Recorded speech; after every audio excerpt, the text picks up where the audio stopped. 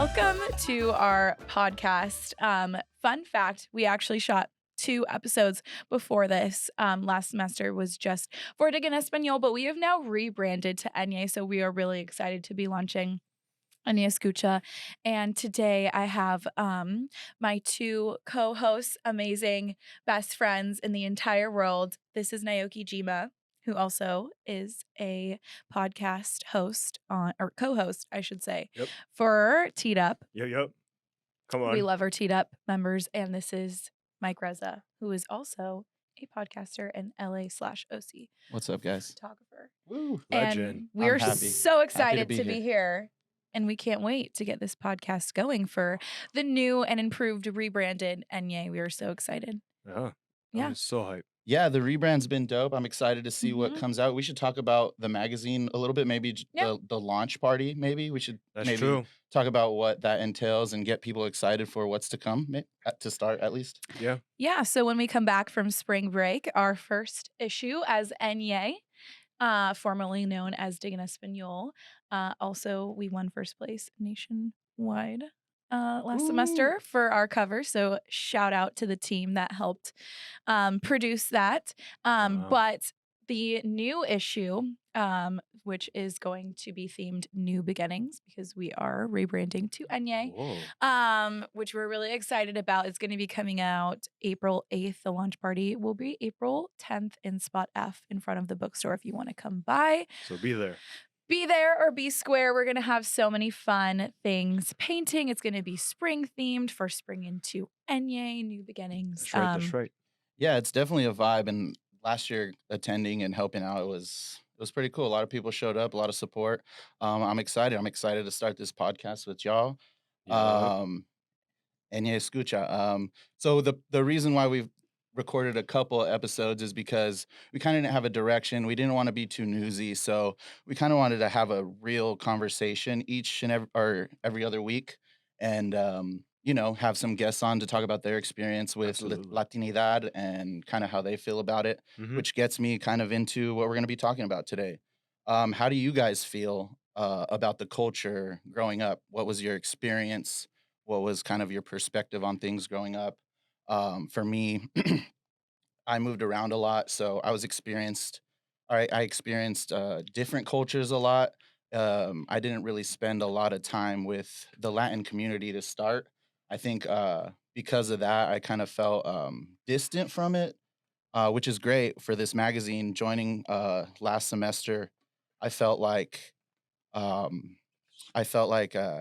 reignited kind of what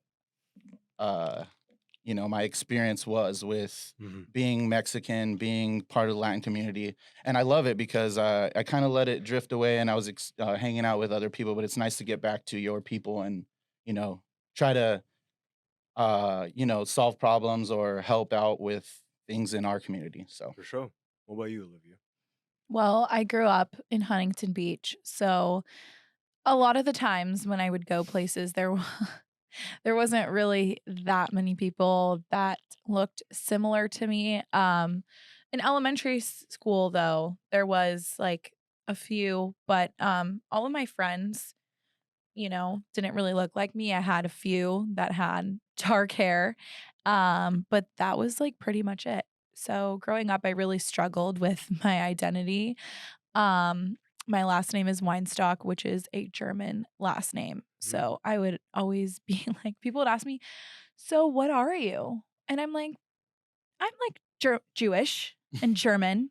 And they're like, yeah, but what else are you? And I'm like, oh, Polish, Canadian, all these other things. And they're like, yeah, but what else? You have dark hair. And I'm like, oh, yeah, just a little bit Mexican.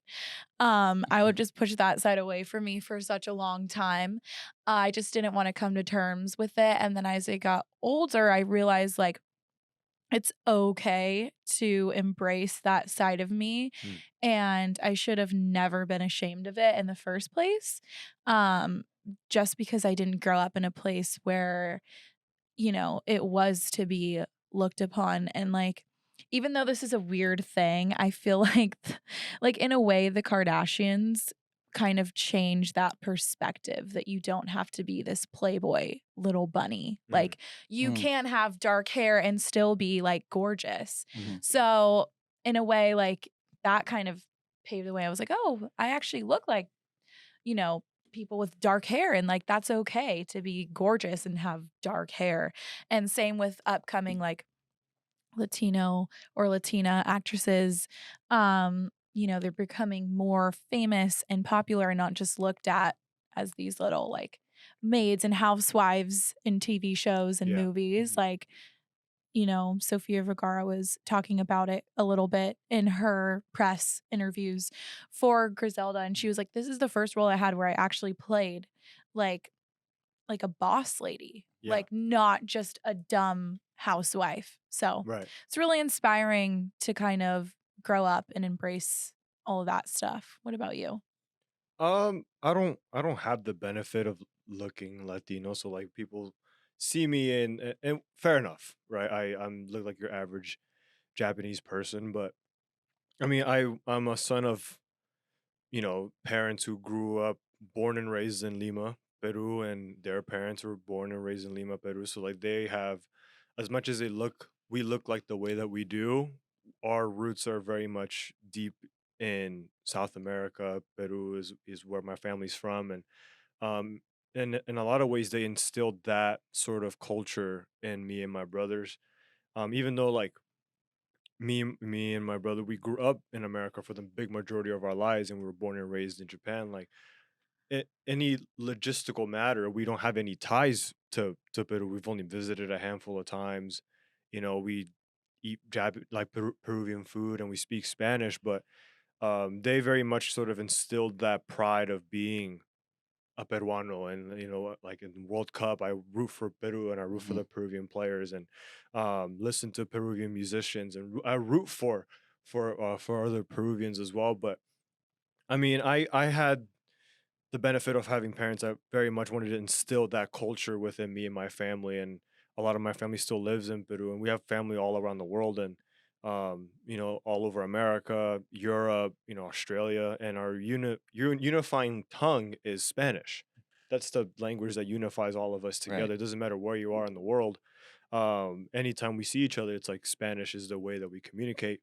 And so I mean, it's just, it for me, from what I'm hearing out of you guys is, you were kind of brought up not through your own fault. You were just kind of surrounded by people that didn't look like you, and then Mhm, you were very much so instilled in that culture that you kind of forgotten where your roots are. And I think for you, Olivia, I think you tried so hard to be like everybody else that looked like this certain way that you kind of wanted to kind of push away, because like you said, they kept asking you and asking you and asking you, then you said that you were Latino, like last after all these other things that you are.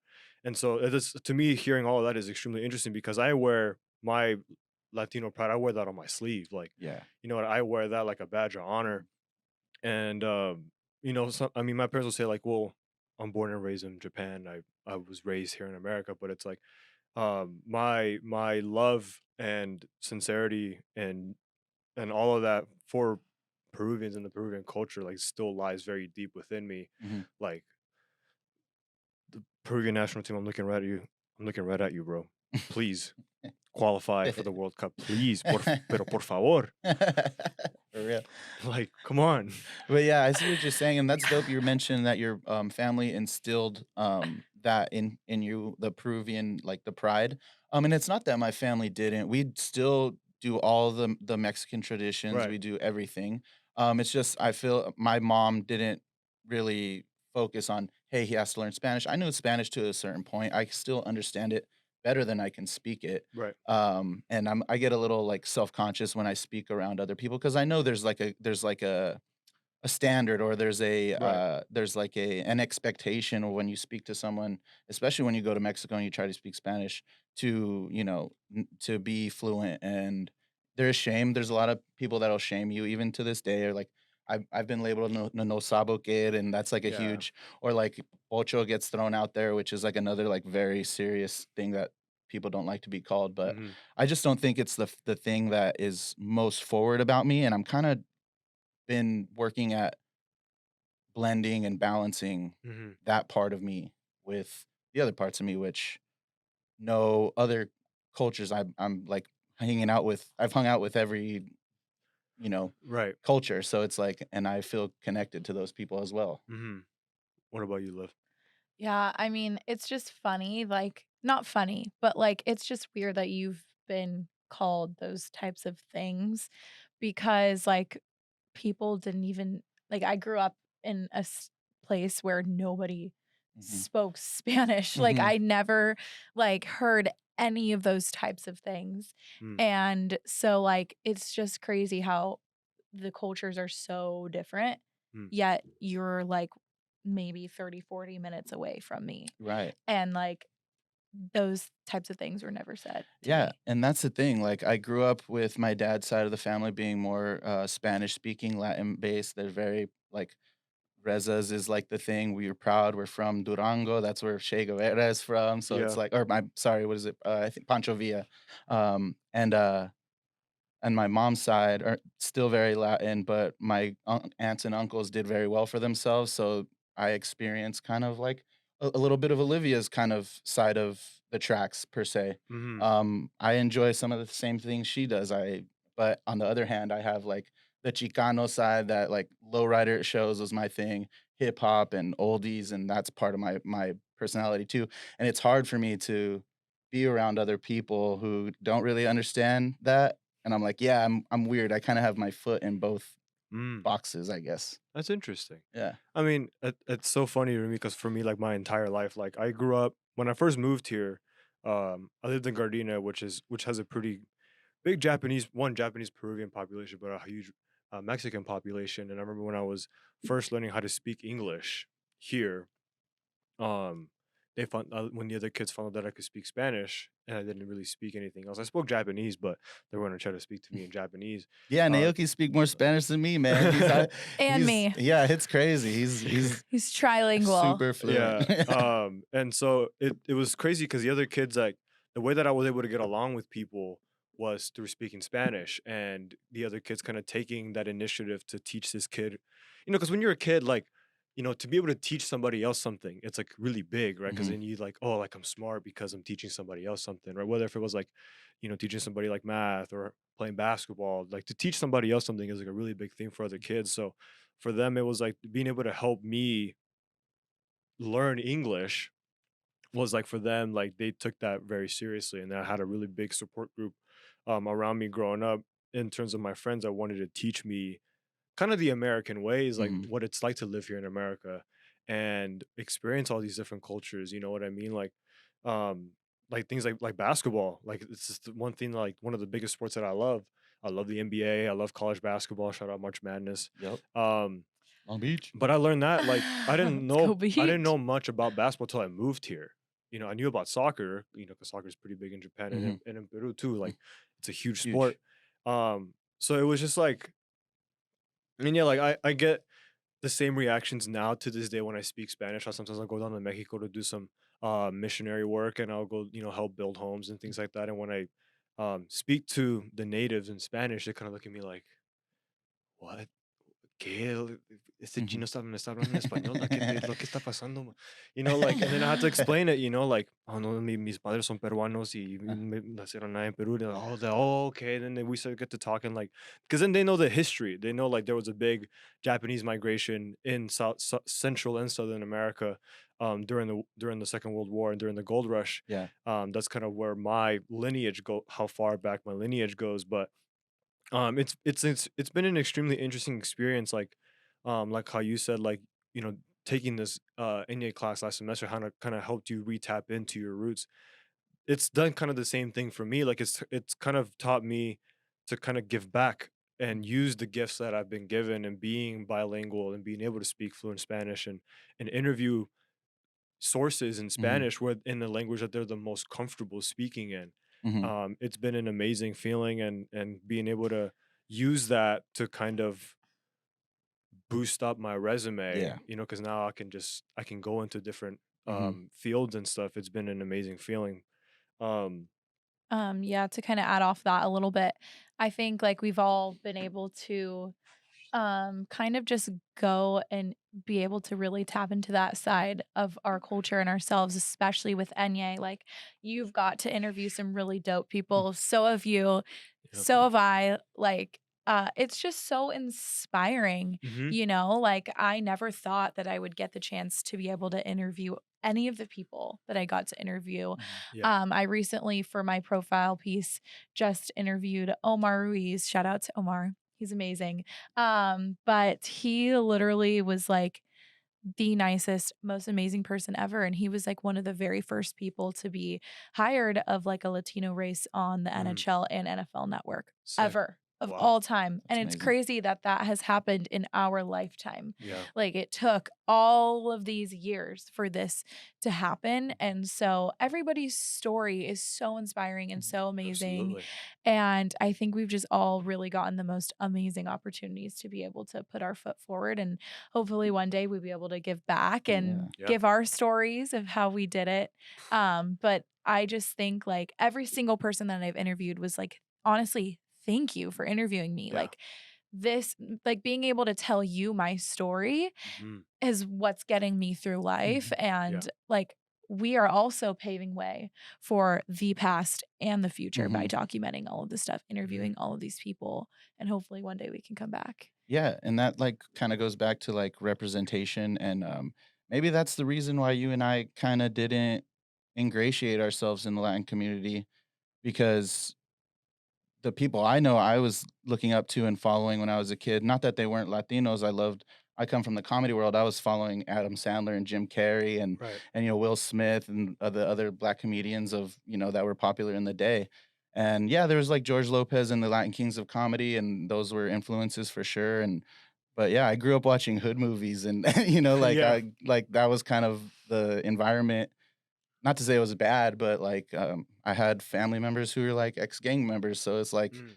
that was kind of my upbringing, so I didn't wanna Yeah. be a part of that, so I don't think I gravitated Yeah. towards it, Uh, Mm. I went the other way, I kinda went the way of, like, "Oh, let's be kinda more like" I don't know how to explain, No, yeah, I know what you're saying, and I can relate to that uh on another level too, because I think that is the reason why I went the route that I did, because I did have a lot of ex-gang Oh, members okay. in my family as well too. There was like a huge I really Mhm. wanna produce a movie on this. Sounds like a far-fetched dream, but I really do wanna produce a We're movie rooting on for this you, one bro. day. Yeah, let's talk about it. Manifesting right now. That's right. But yeah, I had an uncle that was written off as suicide, Mhm, but he was murdered 1000%. It's like a huge thing in my family.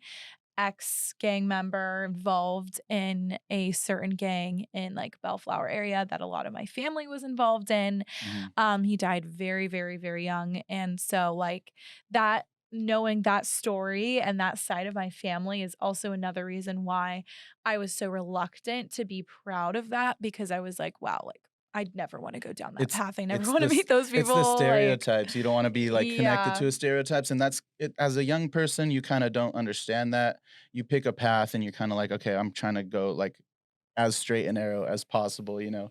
We're not perfect, but, just yeah, just not wanting to be associated with that kinda stereotype, but now, like, I'm good with it, like, I still go to lowrider shows, I'm still around those people, they are the nicest people. If you're cool, then they're cool, so Yeah. but yeah, I think that maybe that's like a big part of why I didn't really get into too much of my Latin side. Not that I didn't, just not as hard, I guess, as I would have otherwise. Yeah. It's really funny because, like, for me, like, I'm about as like, I'm the exact opposite of the stereotypical Asian that you would meet. Like, I just started relearning Japanese like recently. I hadn't been speaking it for like the big majority of my life since I moved here.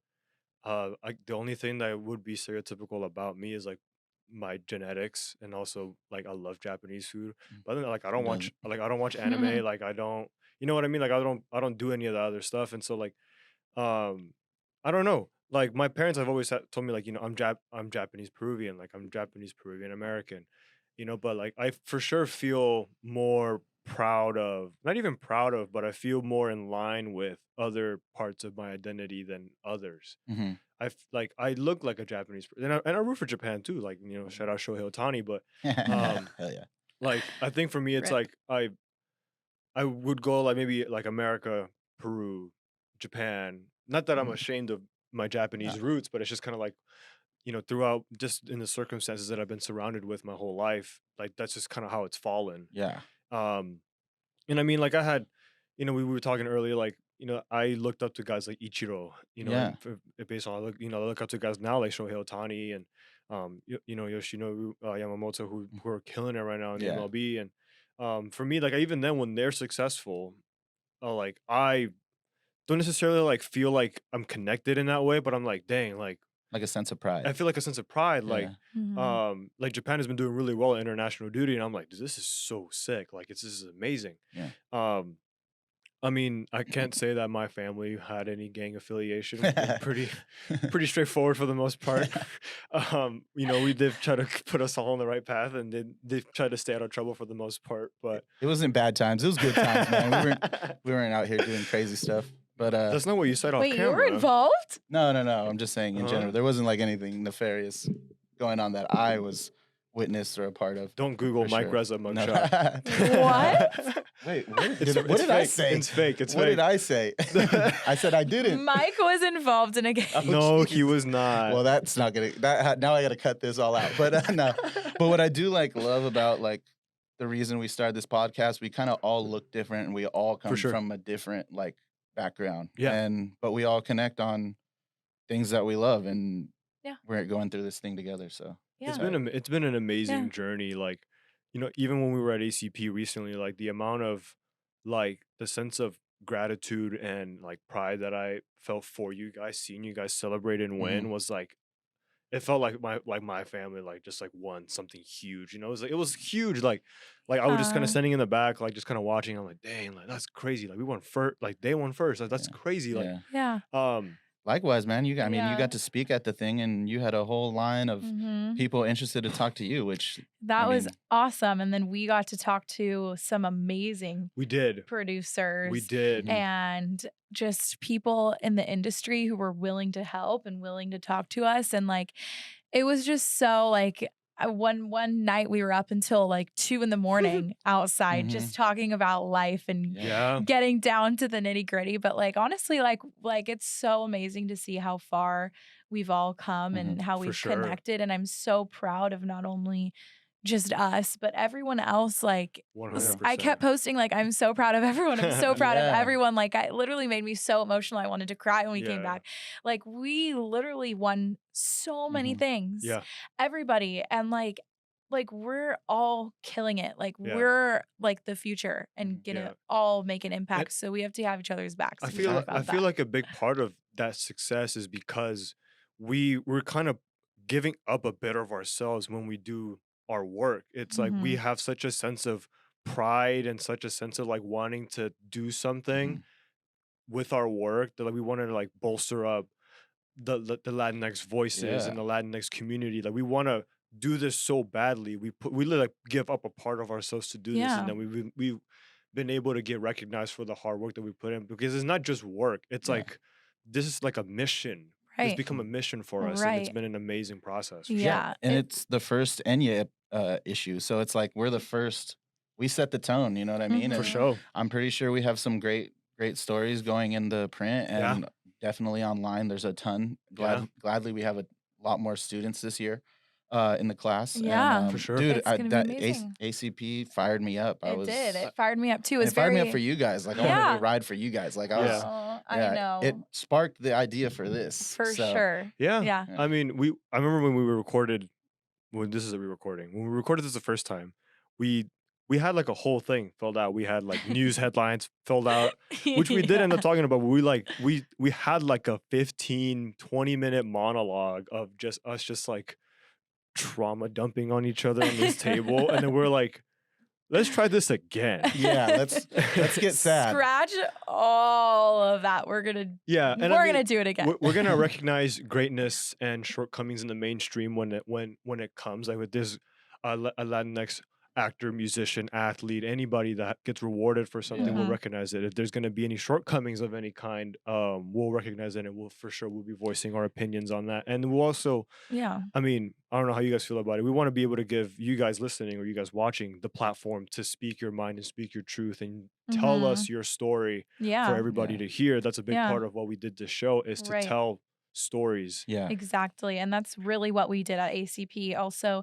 if you don't know what ACP is, it's the Associated College Press Awards. And so basically, select students go and accept and enter in these awards, and then judges of professional jobs and work in journalism Yep. vote on who is the best, Yep. and each category has a set number of like 1 through 3rd place, or 1st through, there was Like 10th 10th. Yeah. for Mhm. some of them, nationwide, and also for the CCMAs, which is just California only. We all won some more amazing awards, Mhm. which Yeah. was awesome as well too. But it was really interesting to see when we showed the Dig en Espanol last semester issue, how some of the other colleges don't have diversity like we do. Yeah. Mhm. Some people were a little bit confused why we had it in English and Spanish. Yeah. They didn't really understand, and we had to explain how our school is 40% Mhm. Latinx community. So it's a huge thing, like what we are doing here, educating other schools, and just making sure that other people understand the concept and how important it is that we do what we do here. Yeah, So, representation right there. Facts. They didn't realize, and it's crazy yeah, because even some of the schools from like Florida or whatever were kind of like, we don't get it, and it's just like, yeah, well, yeah, yeah, we have a huge Latin population, so it's yeah, it's important, like you said. yeah, extremely important. Like I said, we want to open it up to you guys to be able to come on our show and tell us your story and tell the people your story. I mean, we've had the honorable privilege to interview some great people for our own individual writing pieces. Mhm. Um, you're with Omar Ruiz, myself with Issa Silva. I mean, Issa Silva Yeah, has become one of my closest friends, and he plays Yeah. on our team here, and Mhm. I view that guy like family. And we've gone out to eat multiple times, and he's been able to kind of open up more and more about his story and his family and Yeah. things like that. And it's been an amazing uh, relationship builder. This oh yeah, class has really enabled us to build relationship with meaningful people. And like I said, we want to give you guys that platform to be able to do that. And I mean, because not everybody's story is the same. hmm Mhm. Not everybody's story is the same, and like how mine differs from you, and then how yours differs from his, and so it's like we want to be able to hear everybody's journey. You should never feel ashamed of where you're from or where your family's from, or, what's in your bloodstream and what courses through your veins. um I was never really ashamed of it, but there have been times where I'm like, am I more American? But yeah, I'm Japanese by blood, but I have Peruvian born raised parents. It was like very confused. I was a very confused child. I'm still confused to this day. I don't even know what I am anymore. But you're awesome. uh, no, we're all awesome. Yeah. And last thing, I just want to thank you guys for joining us on this first episode of Enye Escucha of the spring semester. I know we're a little bit late because we're in the midterm season, but we want to fit in as many of you guys as possible. Get you guys to tell you guys some stories. We want to have some big guests coming up very, very soon, so please stay tuned for that. We're gonna put this up on YouTube, right? YouTube. Spotify, Apple Yeah, Music, everything. Yeah. or Apple Everything. Podcasts, everything. So please Mhm. check us out, and see you guys on April 10th for the Enye launch party. Be there, or Olivia will square you up. And yeah, we'll be face painting, all a bunch of fun activities, and we'll catch y'all there. Yee. Thank y'all. Hasta luego. Bye. Ciao, ciao.